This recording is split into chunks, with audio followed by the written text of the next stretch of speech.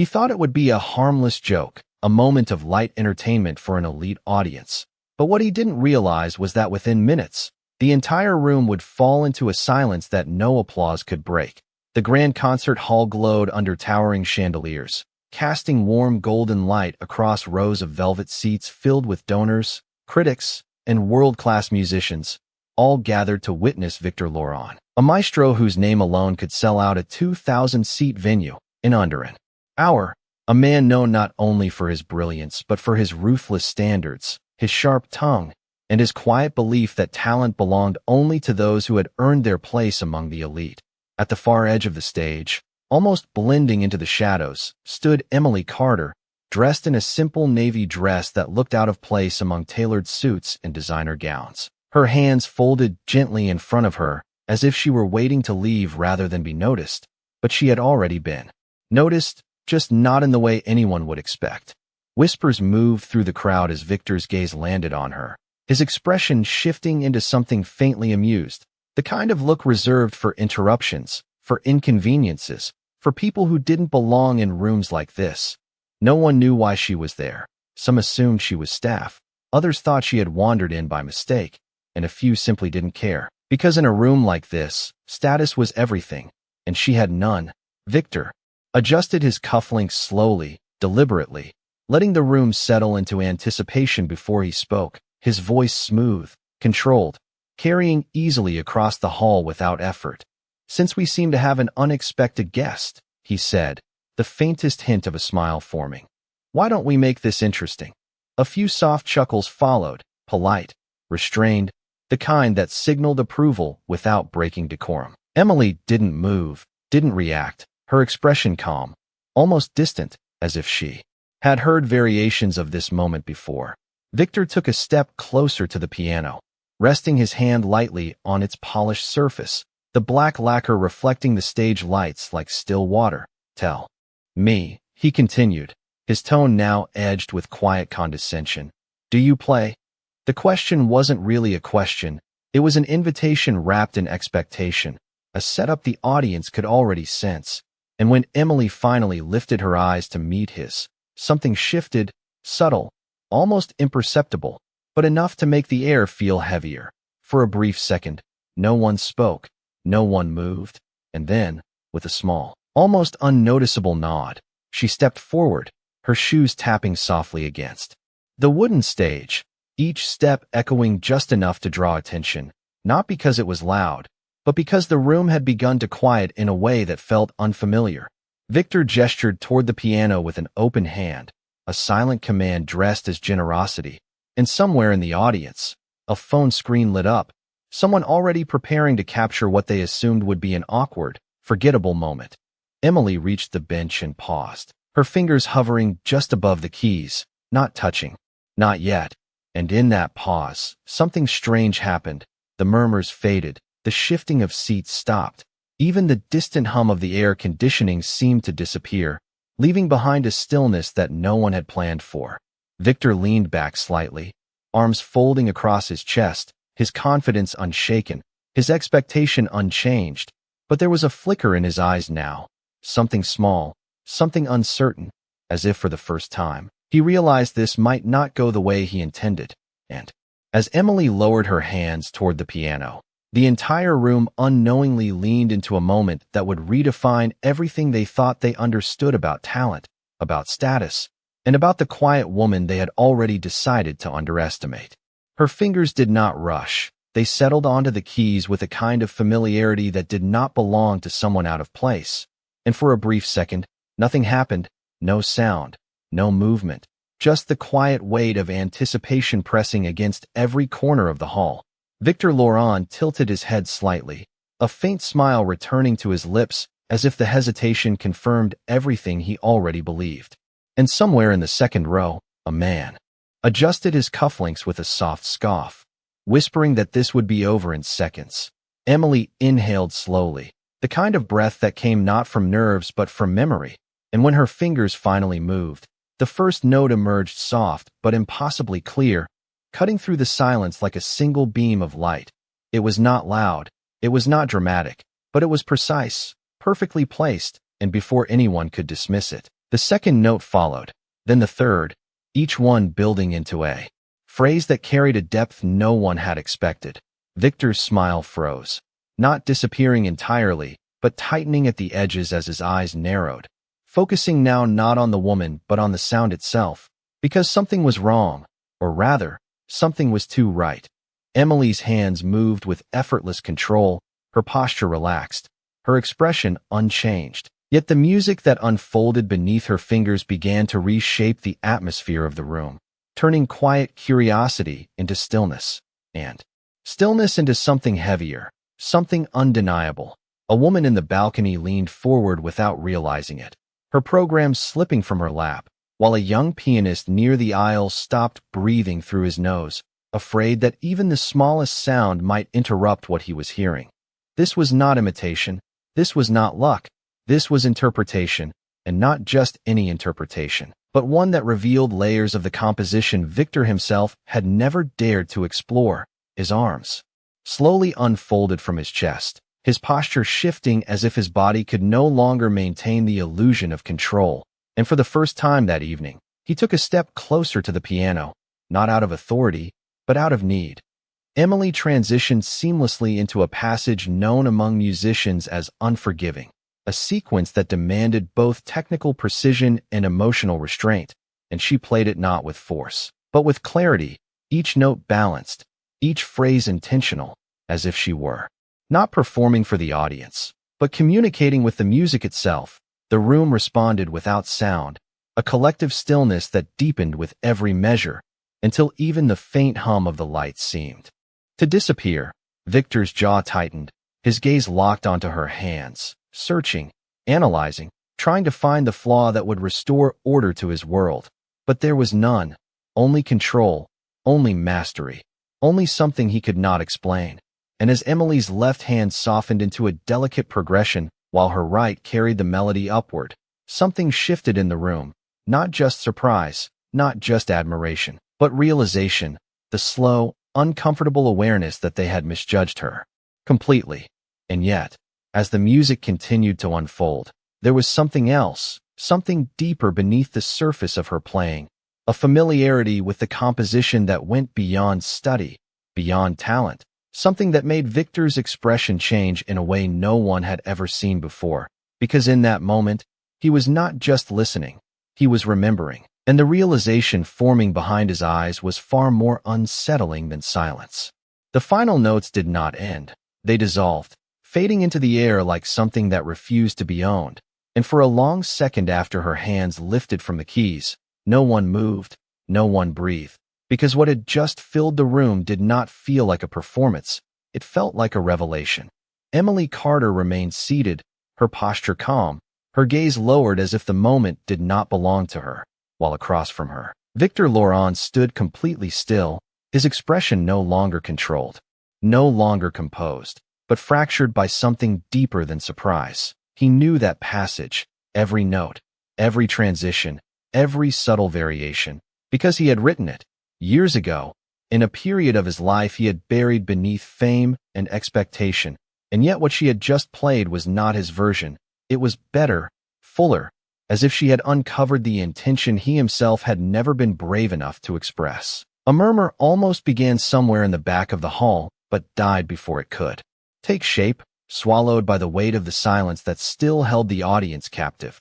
Victor took another step forward, slower this time, his polished shoes barely making a sound against the stage, his eyes fixed not on her hands anymore, but on her face, searching, questioning, as if trying to place something that should have been obvious. Emily finally lifted her gaze, meeting his eyes without challenge, without pride, just a quiet steadiness that made it impossible to look away. There was no apology in her expression, no need to explain, only a calm certainty that unsettled him more than any confrontation ever could. Victor opened his mouth slightly, as if to speak, but no words came, because every sentence he could form felt inadequate against what had just happened. In the audience, people shifted subtly, some leaning forward, others sitting back, all of them caught between disbelief and realization, their earlier assumptions now echoing uncomfortably in their minds. One of the younger musicians in the front row lowered his phone slowly, forgetting he had even been recording, his focus completely consumed by the woman at the piano. Victor's brow tightened, not in anger, but in recognition, a memory surfacing piece by piece. The way her phrasing lingered just a fraction longer on certain notes, the way she softened transitions that others would emphasize, the way she treated silence as part of the composition rather than an absence of sound. It was familiar, impossibly familiar. And then it struck him, not all at once, but like a slow, undeniable realization that could not be ignored. He had heard this before, not in a concert hall, not on a stage, but in a small practice room years ago, where the walls were plain, and the audience was non-existent, where the music had not been for applause but for understanding. His breath caught slightly, the first visible crack in the composure he had built over decades, and the room felt it, even if they did not understand it. Emily rose from the bench with quiet grace, stepping back just enough to create distance between herself and the instrument, as if the piano had never belonged to her in the first place. She did not wait for permission, did not look to the audience for approval, because she did not need it. Victor's voice finally found its way out, softer than anyone had ever heard it, almost uncertain. "Where did you learn to play like that?" he asked, but even as the question left his lips, he realized he was not asking where. He was asking how he had failed to remember. Emily tilted her head slightly, considering him for a moment, and then, with a calm that felt almost unsettling, she replied, "You taught me." And in that instant, the silence in the room deepened, not because of the music, but because the truth had finally been spoken. The words did not echo, they settled, heavy and irreversible, as if the air itself refused to carry them away. Victor Laurent did not move, his eyes fixed on Emily Carter with a stillness that no one in that room had ever witnessed before, because for the first time in decades, the maestro was not in control of the moment. He was inside it. The audience felt the shift immediately, though they did not understand it. Whispers hovered but never formed, curiosity rising but restrained by the weight of what had just been revealed. Victor's mind raced, not forward, but backward, through years he had carefully rewritten in his memory, through countless students, countless faces, until one image began to separate itself from the rest, a younger version of the woman standing before him now, sitting at an old, upright piano in a modest studio, her hands smaller, her posture uncertain, but her eyes carrying the same quiet focus. He remembered the late evenings, the way she stayed after lessons, asking questions not about technique, but about meaning, about why certain notes felt unfinished, why silence could speak louder than sound. Questions he had dismissed at the time as naive, questions he had been too impatient to answer. His jaw tightened slightly as the realization deepened, because memory was no longer vague. It was precise, undeniable, and it carried with it something far more uncomfortable than surprise. It carried responsibility. Emily stood without shifting her gaze, her presence steady, unaffected by the attention now turning toward her from every direction, as if she had never needed the room to acknowledge her in the first place. Victor finally exhaled, a breath he had not realized he had been holding, and when he spoke again, his voice had lost its edge, the sharp confidence replaced by something quieter, something searching. "Emily," he said, testing the name as if it might confirm what he was beginning to accept, and when she gave the slightest nod, it did.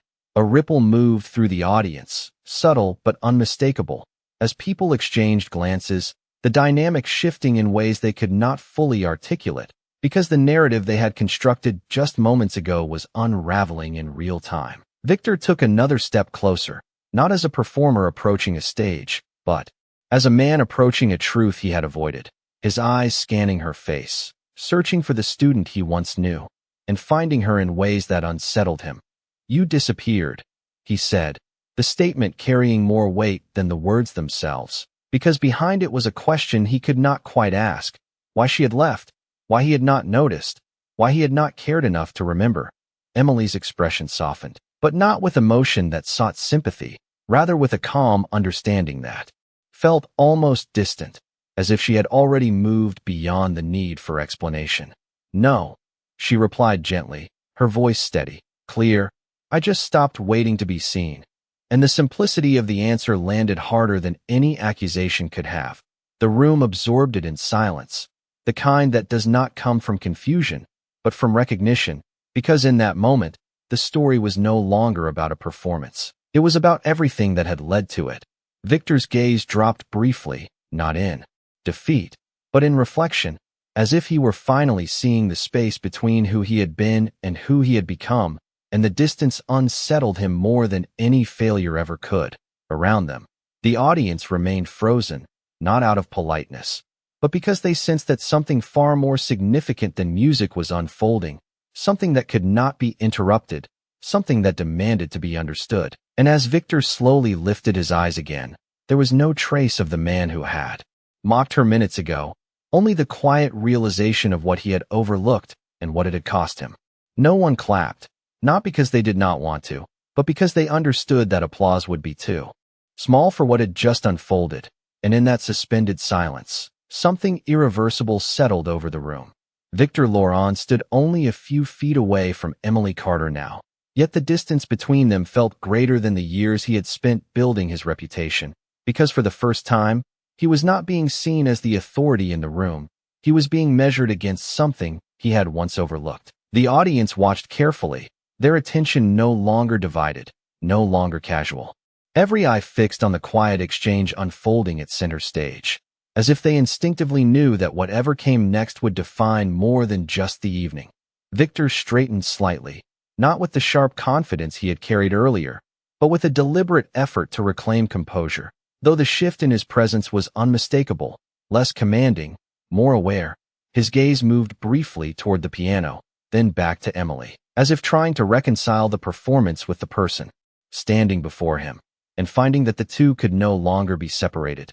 "You could have stayed," he said finally, his voice controlled but lacking the certainty it once held, the words sounding less like a statement and more like a question he had not prepared to ask.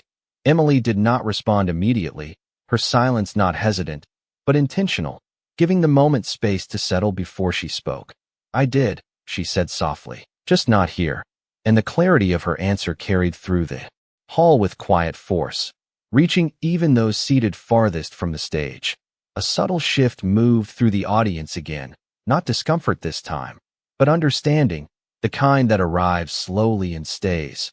Victor's expression tightened, not in resistance, but in recognition of something he could no longer dismiss. The realization that talent had never been the issue, that the space itself, the expectations, the boundaries he had helped reinforce, had been the barrier. He glanced briefly toward the rows of well-dressed attendees, the donors, the critics, the students who had come to learn from him, and for the first time, he seemed to see them differently, not as an audience to impress, but as witnesses to a moment that had shifted the balance of everything he believed about mastery and worth. Emily stepped back another inch, not retreating, but creating a quiet boundary, her posture still composed, her presence steady, as if she had already completed what she came to do. The piano behind her remained untouched now, yet it seemed to hold the echo of what had just been played, a reminder that the performance did not end with the final note. Victor drew a slow breath, his shoulders settling as if he were laying something down that he had carried for too long. And when he spoke again, his tone had changed completely, stripped of performance, stripped of ego. "Play again," he said, not as a command, but as a request, simple, direct, and genuine. The words hung in the air, and for a moment, it seemed as though the entire room leaned forward, waiting, not for entertainment, but for truth. Emily looked at him, really looked this time, measuring not his reputation, not his status, but the sincerity behind his voice. And in that quiet exchange, something unspoken passed between them, something that did not need explanation. She turned slightly toward the piano, her hand brushing lightly against its surface, but she did not sit, not yet, because this moment was no longer about proving anything. It was about something deeper, something neither of them had fully faced until now. And as the silence stretched once more, it became clear to everyone watching that the next note, if it came, would not just be music, it would be an answer. Emily did not sit immediately, her hand resting lightly against the polished surface of the piano, as if she were listening to something beyond the room, beyond the moment. And in that pause, The weight of Victor's request settled across the audience like a quiet question no one dared to interrupt.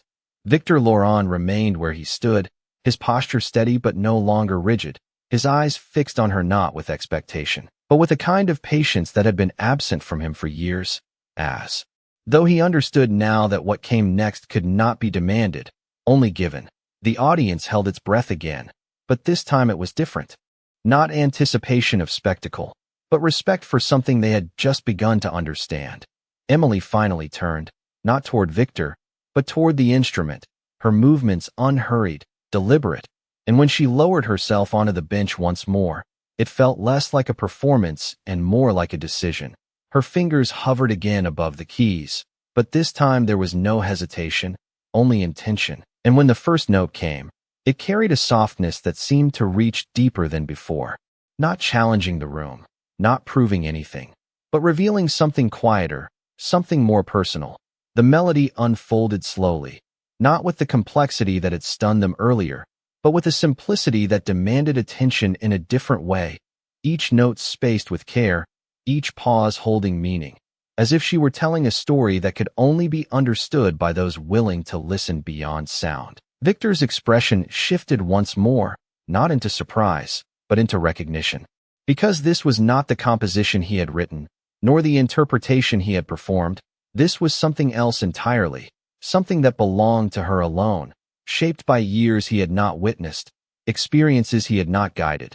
The audience leaned into the quiet, their earlier expectations completely dissolved, replaced by a stillness that felt almost reverent, as if they understood that interrupting this moment would be to miss it entirely.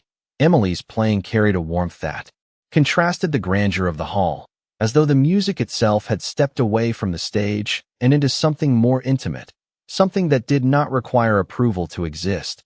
Victor lowered his gaze briefly, not out of discomfort, but out of reflection, because with every note, he could hear the distance between what he had taught and what she had become, and the realization was not painful, but humbling. This was not a student repeating lessons.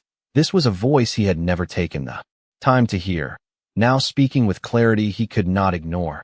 The melody rose gently, then settled again, never demanding attention, yet holding it completely, until the final note lingered in the air, softer than before, but no less powerful. When her hands lifted, the silence that followed did not feel empty. It felt complete, as if the music had said everything that needed to be said. Emily remained still for a moment, then stood once more, her presence unchanged, calm, grounded, and when she turned back toward Victor, there was no expectation in her eyes, no question waiting to be answered, only quiet certainty. Victor met her gaze, and for the first time, he nodded, not as a maestro acknowledging a performance, but as a man recognizing something he had not understood before. The audience did not erupt, did not rush to fill the silence, because they sensed that this moment did not belong to them. It belonged to something far more lasting. And as the stillness held just a second longer, it became clear that what had changed in that room was not just how they saw her, but how they would never again see anyone the same way. The silence did not break immediately. It lingered, stretching across the room like something fragile that no one dared to disturb.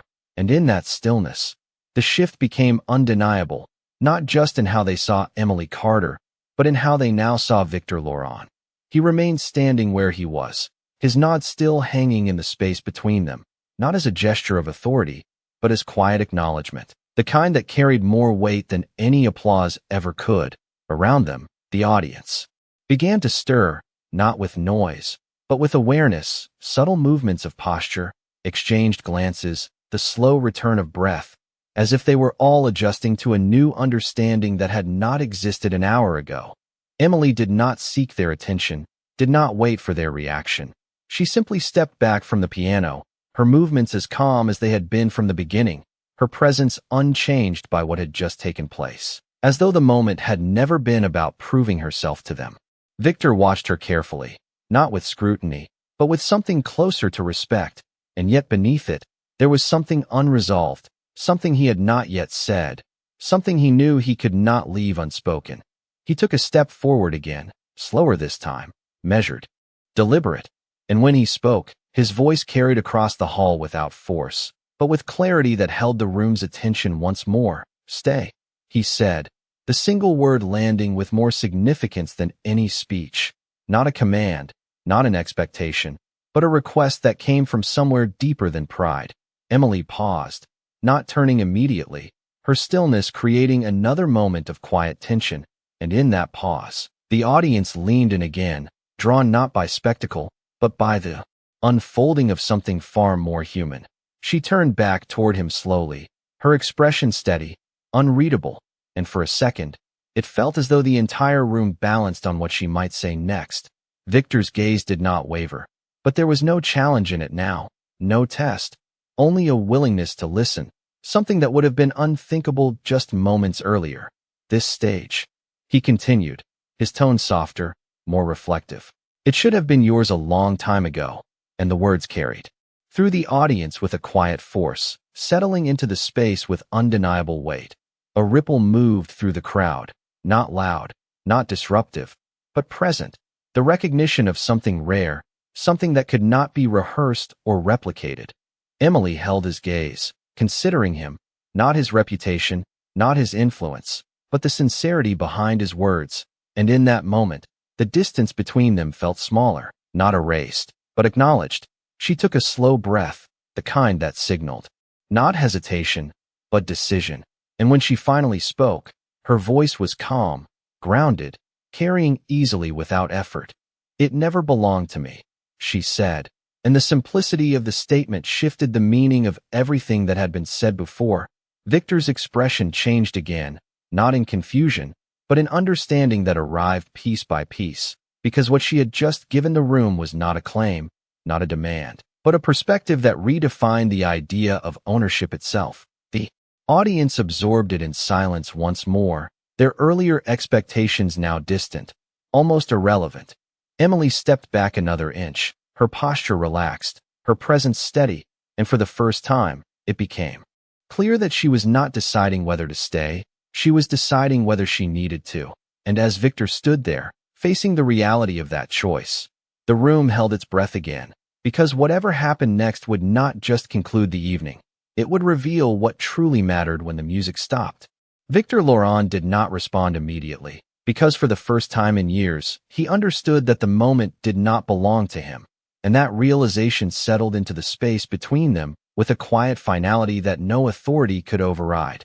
The audience felt it too, the subtle but undeniable shift from performance to truth, from expectation to reflection, and no one dared to interrupt what was unfolding. Emily Carter stood with the same calm presence she had carried from the beginning, untouched by the grandeur of the hall or the weight of the attention now fixed upon her, as if she had already stepped beyond the need for validation. Victor's gaze lingered on her, searching not for answers this time, but for understanding, and slowly, he nodded again, not out of agreement, but out of acceptance, because what she had said could not be challenged, only recognized. The stage, the lights, the reputation. None of it defined the music she had brought into the room, and that truth unsettled him more than any mistake ever could. A quiet movement passed through the audience as someone in the front row finally exhaled audibly. The sound small, but enough to remind everyone that they were still part of this moment, still witnessing something they would not easily forget. Emily turned slightly, her gaze drifting across the hall, not searching for approval, but acknowledging the space itself. The same space that had once excluded her without ever realizing it. Her expression remained steady, but there was a softness now, not directed at any one person, but at the moment as a whole, as if she understood that what had happened here was larger than either of them. Victor followed her gaze, seeing the audience not as admirers, but as participants in a realization that extended beyond the stage, and for the first time, he did not feel the need to fill the silence with words. Instead, he stepped back, just a fraction, creating space not out of retreat, but out of respect, a gesture so subtle, yet so significant that it did not go unnoticed.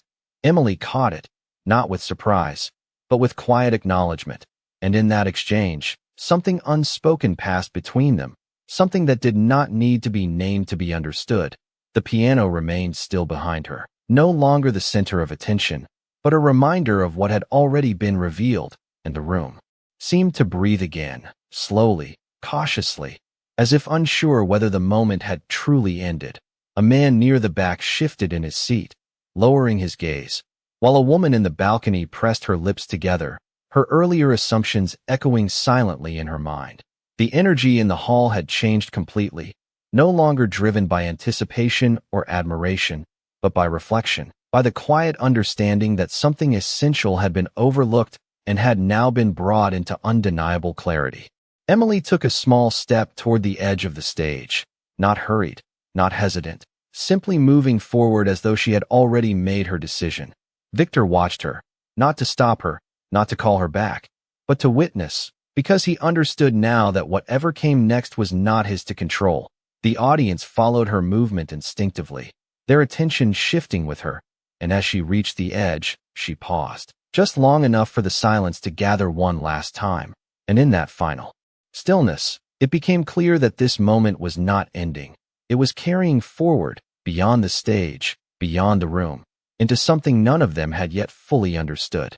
Emily Carter stood at the edge of the stage, the soft glow of the house lights brushing against her face as the vast room behind her remained suspended in a silence that felt almost sacred, and for a moment, it seemed as though time itself had slowed to accommodate the weight of what had just occurred. She did not rush, did not look back immediately, because she understood something the others were only beginning to realize. That leaving was not an escape, it was a statement. Victor Laurent remained where he stood, his figure, no longer dominating the stage but existing within it, as if the space had equalized in a way he had never experienced before, and though he said nothing, his presence carried a quiet urgency, the kind that comes when a man recognizes that a moment of truth is slipping away.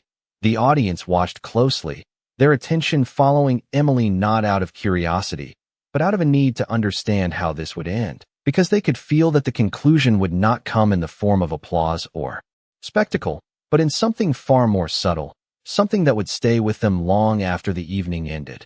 Emily took another step forward, her shoes making the faintest sound against the stage floor, a sound that seemed amplified only because everything else had faded away.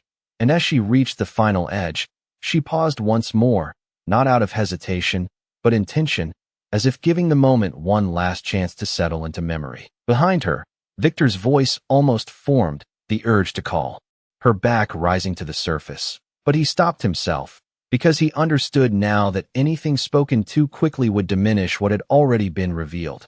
Instead, he stepped forward again, not to stop her, but to stand where she had stood moments before, near the piano, near the center of the stage, and for the first time, he looked out at the audience not as their guide, but as someone standing among them, sharing the same realization, the same quiet discomfort of having misjudged something essential. Emily finally turned, not fully, just enough to let her gaze sweep across the room one last time, her eyes steady, calm, holding no resentment, no triumph, only a quiet acknowledgement of what had passed between them all. A woman in the front row lowered her head slightly, as if in reflection, while a young man near the aisle straightened in his seat, his earlier assumptions dissolving into something more thoughtful, more aware. Victor met Emily's gaze again, and this time, there was no need for words, because what had been said, what had been played, what had been understood, was enough. He gave a small, almost imperceptible nod, not as a maestro closing a performance, but as a man accepting a lesson he had not expected to learn. Emily held his gaze for just a second longer, then turned fully toward the exit, her movement calm, unhurried, as though she had already left long before this moment began. The doors at the back of the hall seemed farther than before, yet she walked toward them with the same quiet certainty that had defined every step she had taken that evening. And as she reached for the handle, the silence behind her remained unbroken, not because the audience did not know how to respond, but because they understood that some moments were not meant to be filled with noise, they were meant to be carried, remembered, and perhaps slowly understood over time. Her hand rested on the door handle, but she did not open it immediately, and in that stillness, something shifted behind her, not loudly, not dramatically, but with a quiet inevitability that could no longer be ignored.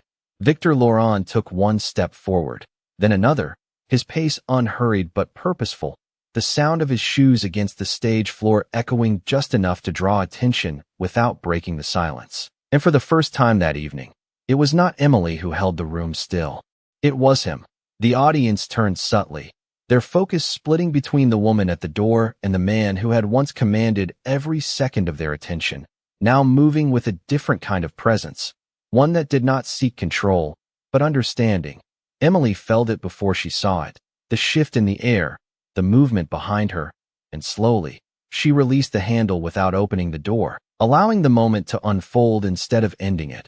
Victor stopped a few feet behind her, close enough to be heard, far enough to respect the distance she had chosen. And when he spoke, his voice carried none of the sharpness it once had, only clarity, steady and unguarded. "I was wrong," he said, the words simple, but landing with a weight that filled the entire hall. A ripple moved through the audience, not loud, but undeniable, because this was not something they had expected to hear, not from him, not here, not like this. Emily turned slowly, not surprised, not triumphant, just present, meeting his gaze with the same calm steadiness that had defined her from the beginning. Victor held that gaze, not looking away, not softening the truth he had just spoken, because he understood now that anything less would be incomplete. "I taught you technique," he continued, his voice even, "but I never listened long enough to understand what you were becoming." And the honesty in his words settled into the room with a quiet finality that no one could dismiss. The audience remained silent. But this time the silence was different. It was not tension, not uncertainty. It was recognition, the kind that comes when truth is spoken without defense. Emily watched him carefully, not measuring his words, but the intention behind them. And for a moment, neither of them moved. The space between them filled not with conflict, but with something far more rare, accountability. Victor lowered his gaze briefly, not out of shame, but reflection, as if acknowledging the distance between who he had been and who he now chose to be.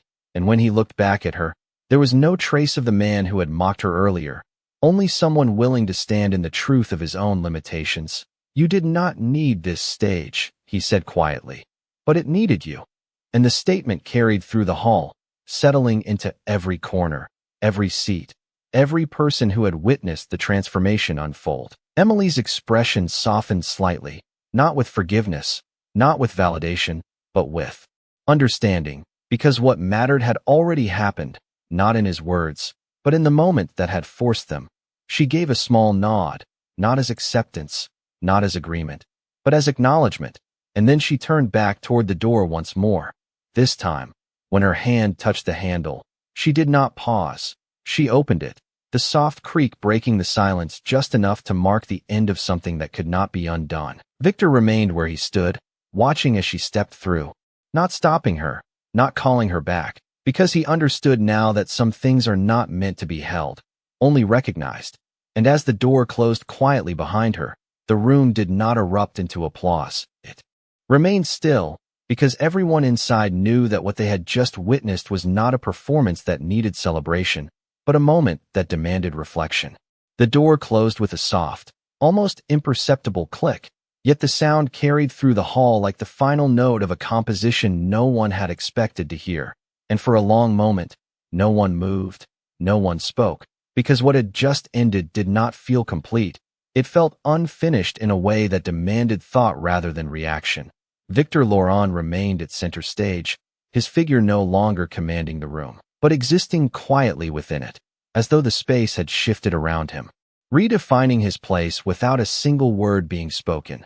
The audience sat in stillness, their earlier expectations now distant, replaced by something far more introspective, as if each person was replaying the evening in their own mind, tracing the moment when perception had changed, when certainty had dissolved. Victor's gaze lingered on the closed door, not with regret, but with understanding, because he knew that what had just walked out of that room was not a missed opportunity. It was a lesson he could not follow, only carry. Slowly, he turned back toward the piano, his steps measured, deliberate, the same instrument that had once been an extension of his authority, now standing as something else entirely, a reminder rather than a tool. He reached it and paused, his hand hovering just above the polished surface, not touching, not yet, as if acknowledging that even this familiar space felt different now. The audience watched him carefully, not expecting a performance, not waiting for resolution, but observing the quiet shift of a man who had been forced to see beyond himself. Victor lowered his hand gently onto the piano, his fingers resting without pressing a single key, and in that moment, the absence of sound spoke louder than anything he could have played, because it carried with it the weight of everything he had not heard before. A woman in the second row leaned back slowly, her expression thoughtful, while a young musician near the aisle stared at the stage with a focus that had nothing to do with admiration and everything to do with understanding. Victor finally sat, his posture composed, but there was no urgency in his movement, no desire to reclaim the moment, only a quiet acceptance of where it had led. He looked out at the audience, meeting their gaze not as a performer, but as someone who had shared in the same realization, and when he spoke, his voice was calm, steady, carrying none of the authority it once held, only clarity. "What you heard tonight," he said, pausing just long enough for the words to settle, "was not perfection," and the statement drew their attention closer, not out of confusion, but out of curiosity. He glanced briefly at the piano, then back at them. It was truth, and the simplicity of the phrase resonated through the hall, reaching deeper than any technical mastery ever could. The audience remained silent, but this time the silence felt different, not heavy, not uncertain, but grounded, as if they understood that what they had witnessed could not be measured by applause or critique. Victor let the moment breathe, not rushing to fill it, not attempting to conclude it, because he knew that some things were not meant to be resolved in words. He rose slowly from the bench, stepping back from the piano, leaving it untouched, as if acknowledging that it no longer needed him to speak for it. And as the lights above seemed just a little less bright, the room held onto the stillness, not as an ending, but as something that would follow them beyond those walls, quietly reshaping the way they listened, the way they judged, and the way they understood what it meant to truly hear. The silence did not fade when Victor stepped away from the piano. It settled deeper, as if the room itself had accepted that nothing more needed to be proven. And yet something still remained unfinished, something that lingered not in sound, but in understanding. The audience sat motionless, not out of hesitation, but because they were no longer waiting for a performance. They were absorbing a realization that had quietly taken hold of every seat in that hall. Victor Laurent stood slightly off center now, no longer framed by the spotlight as the sole figure of authority, but sharing the space with the absence Emily Carter had left behind, an absence that felt more present than any sound that had filled the room earlier. His gaze moved once more toward the door she had exited through, not searching for her return, but acknowledging the finality of her choice, because he understood that what she had given could not be followed. It could only be carried forward by those willing to change. A subtle shift moved through the audience as one person in the back row began to rise slowly, not in applause, but in quiet respect, and then another followed, and another, until the movement spread across the hall, not coordinated, not announced, but instinctive, as if each person had arrived at the same conclusion without needing to speak it aloud. Victor noticed it, of course, but he did not gesture, did not direct, because this was no longer his moment to conduct. The standing crowd did not clap. Their hands remained still at their sides, their attention focused not on the stage, but on what the stage had revealed to them. Victor lowered his head slightly, not as a performer acknowledging praise, but as a man recognizing something larger than himself, something that had unfolded beyond his control and beyond his expectation. He took a slow breath, steadying himself not for another performance, but for a different kind of responsibility, one that did not involve notes or compositions, but awareness. When he finally spoke again, his voice was softer than before, yet it carried effortlessly through the silent hall. "Talent does not announce itself," he said, pausing just long enough for the words to settle into the room. "It waits to be heard." And the simplicity of the statement resonated deeply, not because it was new, but because it had just been proven in a way none of them could deny. A woman near the aisle closed her eyes briefly, as if replaying the music in her mind, while a young man in the balcony stood straighter, his earlier confidence replaced by something more thoughtful, more measured. Victor looked out across the audience one last time, not as a maestro, not as a judge, but as someone who had been changed by what he had witnessed. And in that gaze, there was no superiority, no distance, only a quiet connection to the same lesson they now shared. The piano remained untouched behind him, its presence no longer commanding attention, but holding a quiet significance, as if it too had become part of the story rather than the center of it. The lights above seemed softer now, the edges of the room less defined, as though the space itself had shifted to accommodate a new understanding. And as the audience remained standing in that shared silence, it became clear that what had happened would not end with the evening. It would follow them, quietly, persistently, shaping the way they listened, the way they judged, and the way they chose to see those they might otherwise overlook. The room did not return to what it had been, and that was the quiet truth no one could ignore as the final moments of the evening settled into something far more lasting than applause. Victor Laurent stood among a sea of people who had risen not for performance, but for understanding, and for the first time in his career, he did not feel the need to bow, because there was nothing to take credit for, only something to carry forward. The audience remained standing, their silence no longer uncertain, but intentional, as if each person had chosen to honor the moment in the only way that felt appropriate, by not reducing it to noise. The grand hall, once filled with expectation and judgment, now held something entirely different, a shared awareness that could not be undone, a shift that would follow them beyond the polished floors and golden lights. Victor's gaze moved slowly across the room, taking in the faces that had once looked to him for guidance, for authority, for answers, and now looked inward instead, reflecting on what they had witnessed and what it revealed about themselves. He turned slightly toward the piano one last time, not to play, not to demonstrate, but to acknowledge, because it was no longer just an instrument. It was a reminder of the moment everything changed. The silence stretched gently, not demanding resolution, but allowing reflection, and in that stillness, something became clear, not through words, but through presence, through the absence of everything that had once filled the space. Victor finally stepped back, moving away from the center of the stage, not as a retreat, but as a quiet recognition that the stage no longer belonged to a single voice.